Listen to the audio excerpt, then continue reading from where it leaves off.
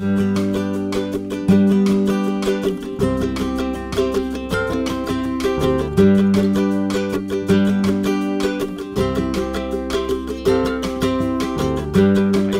in the morning, have a cup of coffee and sit at my desk, and I log on to the office and I look to see what my day looks like. Once I get to the office, I kind of know what to expect when I walk in the door because I've already seen everything that's probably going to be happening. And my nurse sets up my computer at my station. I walk in and I'm ready to get going. She's already putting patients into rooms. Hello there, how are you? Good. I like to bring the laptop into the room with me so that if I have anything I want to ask the patient or add to it, I can enter it while we're talking.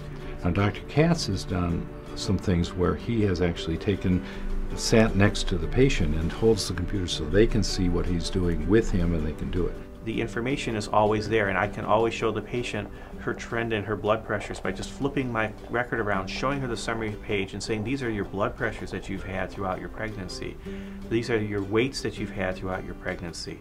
I can then bring up her ultrasound and say, look how cute your baby is on this ultrasound, because it's right there in the EMR in high definition for me to show them. Here's what your baby looks like.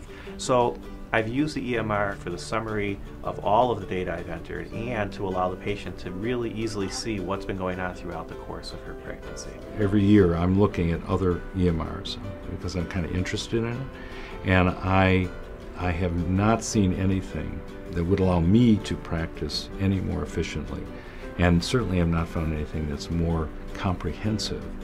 That has literally changed the way I practice medicine.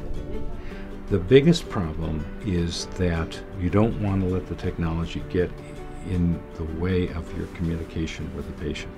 I really make an effort to maintain contact with the patient and not have the computer be like stuck between the two of us. So that's really an important thing. Now that I'm using a tablet, the patient does see what I'm doing. And then I make a very strong point of taking this tablet and putting it over on the counter.